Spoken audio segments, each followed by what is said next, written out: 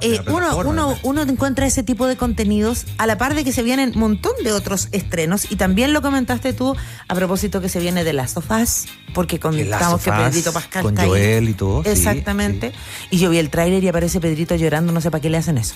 No debería llorar Pedro Pascal, no debería sufrir en ninguna de las cosas que hace. Y además... No es tan bueno Joel tampoco, ¿ah? Pero estaba hablando de Pedrito Pascal. Bueno. Pero además se viene uno de los estrenos, yo creo, más esperados para Latinoamérica y particularmente para Chile, que es la historia de Chespirito, que es un personaje tan querido en nuestro país. Para hablar de esto y muchas cosas más, está con nosotros Sergio Nakasone, vicepresidente de producción de contenidos no guionizados de Warner Bros. Discovery, director televisivo además, y a quien conocemos como el creador de los reality además en Chile. ¿Cómo estás, Sergio Nakasone? ¿Cómo estás, Sandra? ¿Cómo están, Cristian? Un gusto verlos y compartir esta mañana con ustedes. Oye, tanta pega con tanta cosa, Sergio. Sí, la verdad que comparada a la etapa de la televisión abierta, que yo sentía que trabajaba mucho, bueno, ahora trabajo más, de otra forma, pero no, interesante estar en este mundo del streaming y de las series, docuseries. ¿Cómo fue ese cambio para ti? No, el cambio fue, por suerte fue como paulatino, ¿no? Yo siempre digo, cuando entré en los realities, entré sin darme cuenta, porque los realities en los años 2000 evolucionaban y me tocó estar desde el inicio.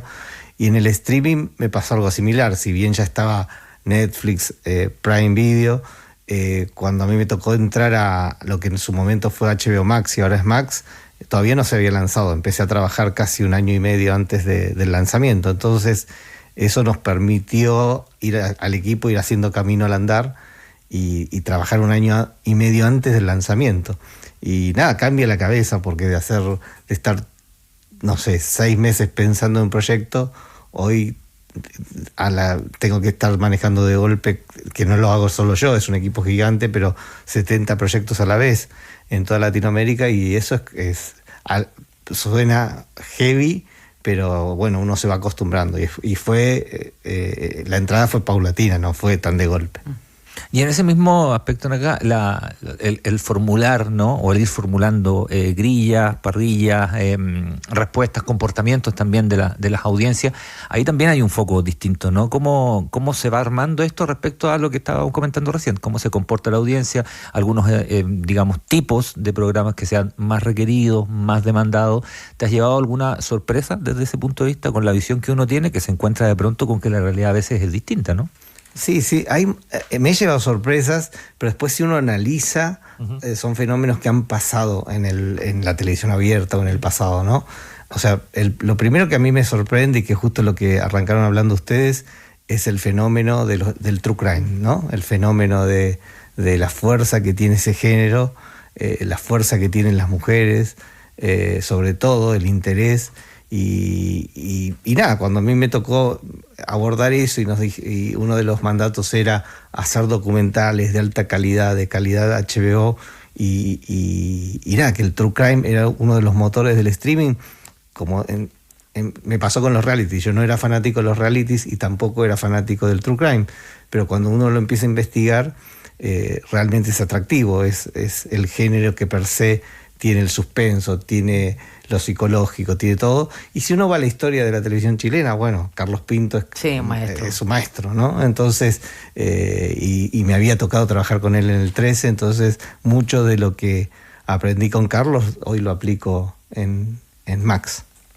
Cuando hablamos además de los contenidos, Sergio, ¿cómo se hace para elegir y proyectar? Porque además cuando se hizo el lanzamiento de esta temporada 2025, tú comentabas, por ejemplo, que también estaban interesados en los contenidos locales, el contenido latinoamericano, que de hecho se iban a empezar a incorporar, por ejemplo, podemos contar que Los Colonos va a estar en Max, y algunas telenovelas, y uno dice, ¿cómo hacer esa selección? Para uno que le gusta ver audiovisual, y tú viniendo del mundo de la televisión, igual debe ser difícil porque proyectos hay por montón. No, sí, claramente. Lo primero que hay que decir es un poco también que uno tiene que ver los avances con varios años atrás, ¿no? Si yo me traslado a 5 o 6 años atrás, nunca me imaginé que en un tráiler en donde está The Last of Us, The White Lotus, Game of Thrones, House of the Dragon, iba a estar proyectos que nos tocaba hacer a nosotros, ¿no? Y cuando digo a nosotros, es un equipo que está en Chile, un equipo que está en Argentina, en México, en Brasil. Entonces, y eso es justamente lo que hay que tratar, ¿no? Estas grandes IP, grandes marcas, para no hablar difícil para la audiencia, estas grandes marcas que son sellos, como son The Last of Us, Friends, The Big Bang Theory, Succession, que son quizás el paradigma de la alta calidad de la televisión, hay que complementarlas con contenido local, ¿no? Porque básicamente hay un término que solemos usar en la jerga de la industria que es glocal, ¿no? Que sea global complementado con fuertes producciones locales. Y ahí es donde entra un proyecto como el que habías mencionado, Chespirito. Creo que en Latinoamérica no hay una marca más fuerte y más transversal a todos los países como es Chespirito, con el Chavo del Ocho, con el Chapulín Colorado. En Brasil se llama Chávez, ¿no?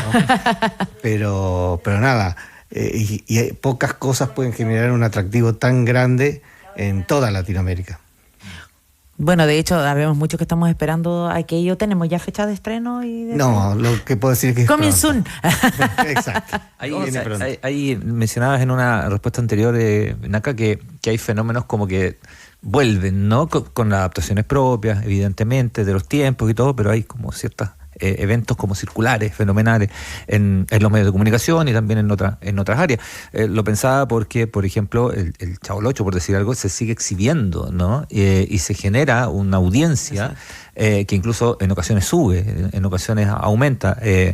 ¿Cómo ves tú ese fenómeno en general de ciertos retornos, ¿no? Estaba pensando en Kiki Morandé, yo sé que son, digamos, categorías distintas, la televisión abierta y todo, pero hay una cosa también de vez en tanto de ciertos retornos, ¿no? Estos son un ejemplo, ha pasado con otros también, seguirá pasando con otros también. Sí. ¿Cómo ves ese fenómeno medio circular, ¿no? Yo de la audiencia, los medios. Que repito, yo ya paso los 50 años y si analizo de la televisión desde los 80 o desde los 70, obviamente se va cambiando ciertas formas de relatos, pero las historias siguen volviendo, las telenovelas se siguen reciclando, si bien cambian los nombres, cambian los actores, el core del conflicto sigue estando, porque finalmente, voy a ir, no me quiero poner técnico, ¿no? Pero una vez un profesor de guión me dijo que todas las grandes historias salen de los mitos griegos, y es verdad, si uno va a los mitos griegos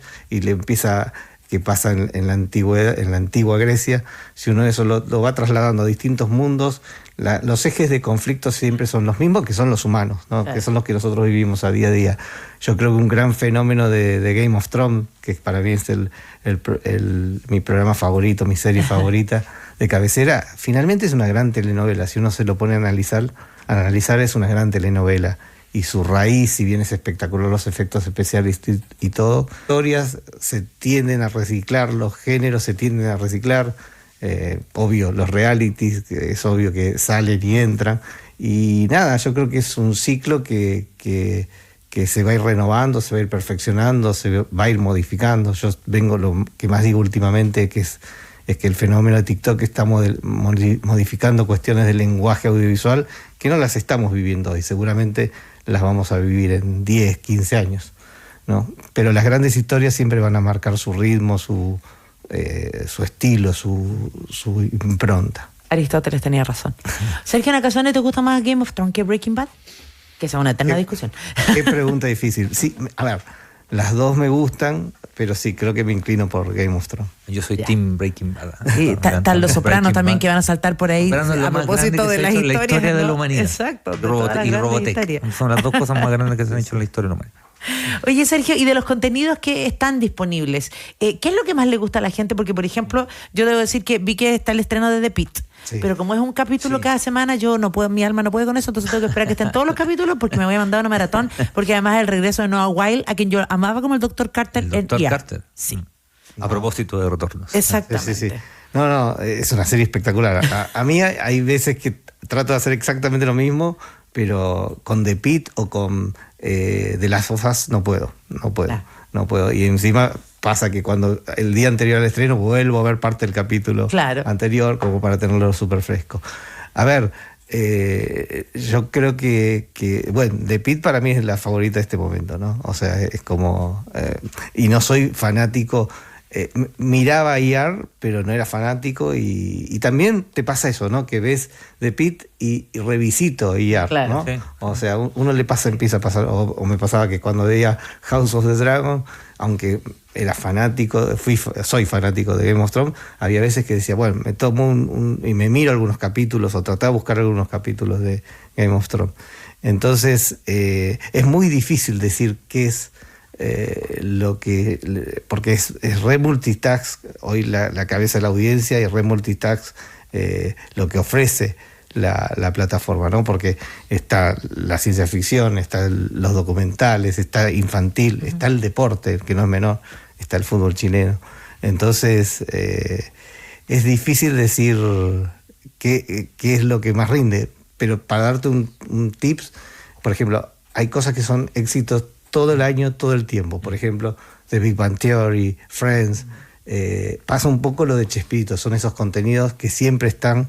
Como de cabecera. De cabecera, ¿no? Que su público se renueva, y que encima la gente disfruta verla 2, 3, 4 veces, ¿no? O sea, es casi a veces que una compañía se conoce los capítulos y disfruta verlo igual. Ahora está Casado con Hijos en la versión argentina, ¿no? Sí. La chilena no. Y también empieza a pasar un fenómeno particular, ¿no? Que se ve, se repite.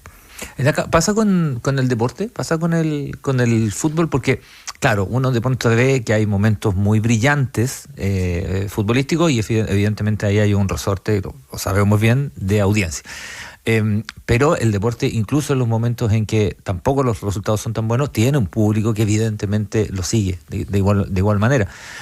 ¿Cómo se comporta el deporte y qué es lo que ofrecen también para la grilla de este 2025, ¿no?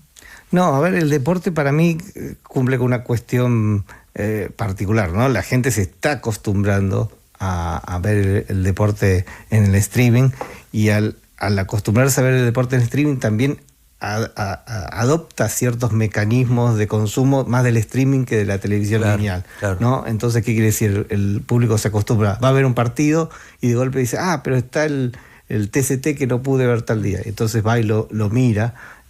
Quizás en la lineal, si se lo perdía o se lo olvidaba, o no tenía la costumbre de... Hay un comportamiento ahí, claro. Exacto. Entonces hay un comportamiento digital que a veces es más de YouTube, que empieza a darse en el streaming, ¿no? Porque a nosotros nos pasa cuando un programa que uno lo tiene en la cabeza en lo lineal y no lo ve, o un programa radio no lo ve, antes uno decía, lo pierdo. Ahora lo buscas en YouTube y de a poco lo empieza a buscar también en el streaming. Claro. Entonces, ese es un hábito que se va formando. Lo que comentabas de los mitos griegos, ¿no? Y yo pensaba en el camino del héroe y de la heroína, sí. En el deporte también está ese relato claramente. O sea, el deporte es una exposición, disciplina deportiva, pero es un relato. Es una narración. Por algo suman además el fútbol femenino, que me parece que es una súper buena alternativa, ¿no? Sí, totalmente, sí. Y el tenis, po. El tenis. Hoy que tuvo capítulo el fin de semana. Sí, tal cual. Lo sabemos. Tal cual. Pero claro, ahí hay un efectivamente, como marco, hay un relato. O sea, hay una narración, digamos. No es solo el resultado por el resultado. Claro. Sí. No, y ahí están los documentales, ¿no? Hablando de deportes, para mí los documentales de deportistas son espectaculares, ¿no? He visto, no sé nada de golf, pero vi el documental de Tiger Woods, me lo devoré, porque cuenta la relación del padre hacia el hijo, como lo que era una persona de raza negra entrar en un mundo muy clasista.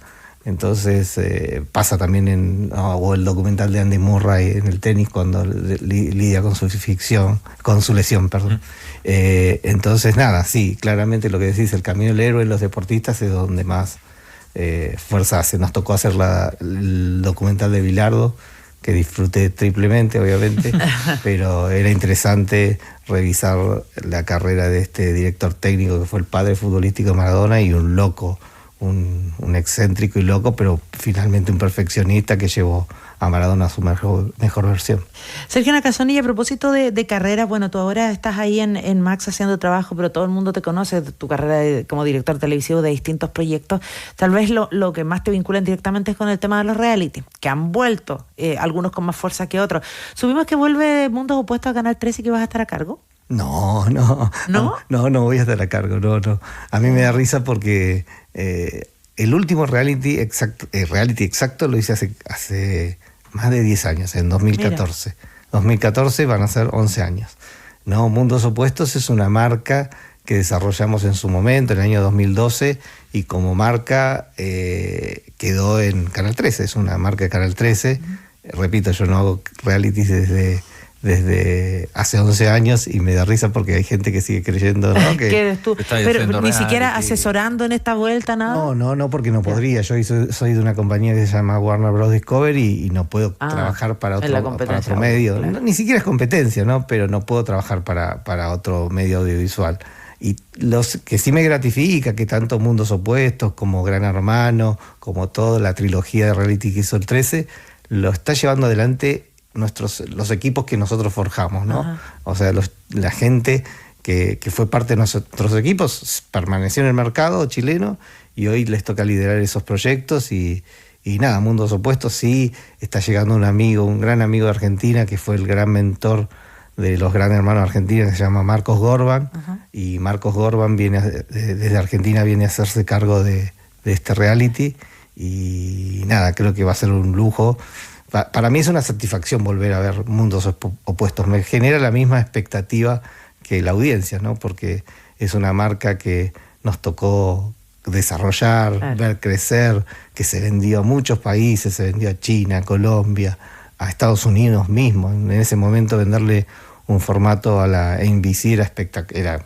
Yo me acuerdo que decía que era como cuando Alexis Sánchez llegó al Barcelona o como un hijo entre a Harvard. Bueno, que un reality hecho en Chile entre a la NBC era eso. Y que hoy vuelva después de más de, no sé cuántos son, 13 años, claro, me genera mucha expectativa. Lo va a hacer gente amiga, como digo, Marcos Gorban, y parte del equipo, Claudio Contreras, parte del equipo histórico del 13. Curioso además con lo que pasa con los reality, porque incluso hay formatos que han comprado otros canales y que lo hacen otros canales y no donde apareció inicialmente, sí, pero volvimos con todos los reality. ¿Tú pensabas que iba a pasar esto así después de tantos años? Pero yo, como decía Cristian, yo creo que la televisión es cíclica y todo tiende a volver.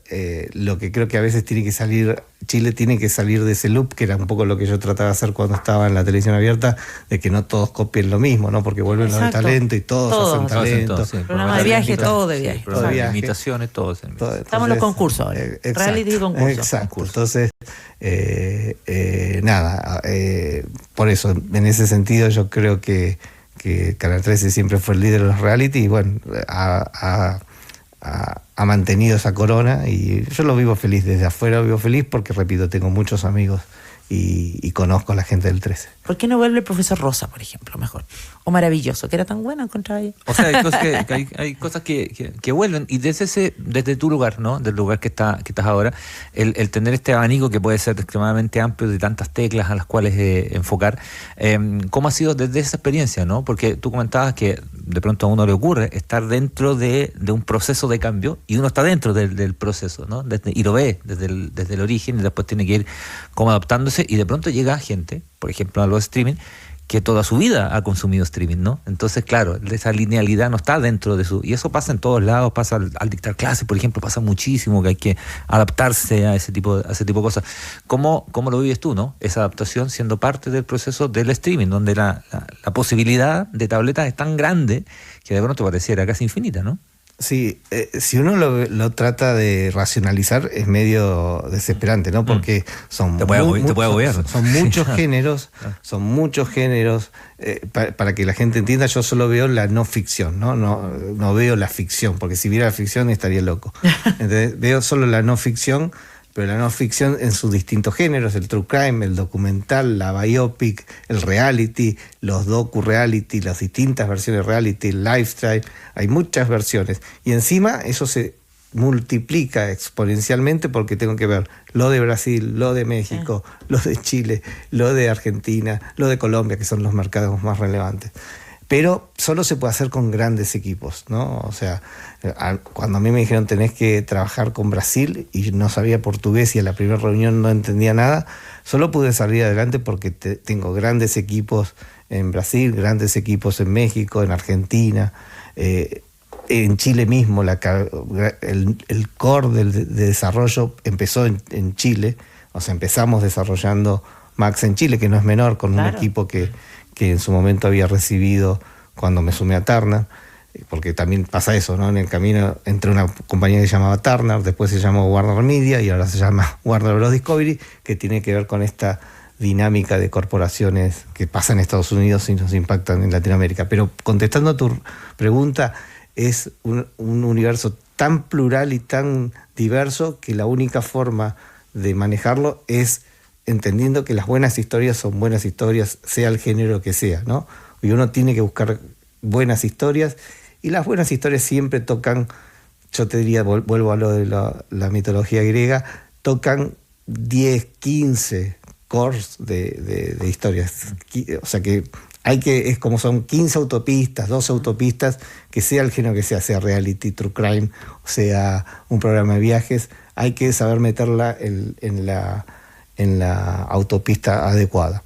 Y una cosa que aprendí en el streaming y que ustedes deben experimentar, lo más importante es cómo comienzan los shows, porque lo más violento es que te pongan play y a los 2 minutos te saquen. Entonces, entender cómo tienen que empezar las historias, y un término muy técnico, pero que ya pronto se va a masificar, que es el cliffhanger, que es el gancho del final de cada capítulo. El cliffhanger es lo más importante. Como los hooks, ¿no? Exacto, claro, el gancho. El gancho, ¿no? Porque yo tengo que terminar muy arriba para que vos, aunque estés a las 11:30 de la noche, muerto después de trabajar, digas, bueno, me veo otro capítulo o listo, me quedé enganchado y quédese pendiente. Si uno no sabe construir cliffhanger en el streaming, es básicamente como no saber generar rating en la televisión abierta.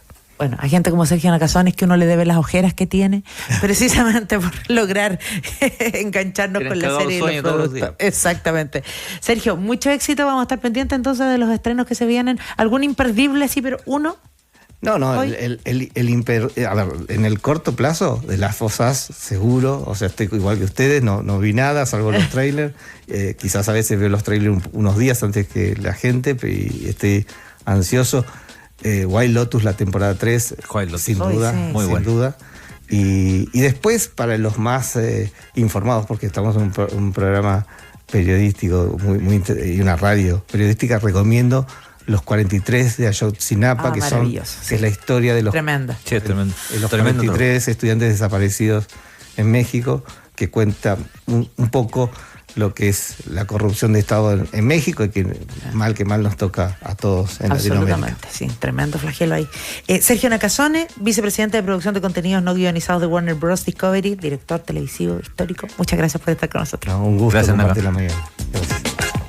Sandra Ceballos y Cristian Arcos tienen mucho más para compartir. Ciudadano ADN, la voz de todos para todo Chile. Vamos a establecer contactos, ¿no?, con el Departamento de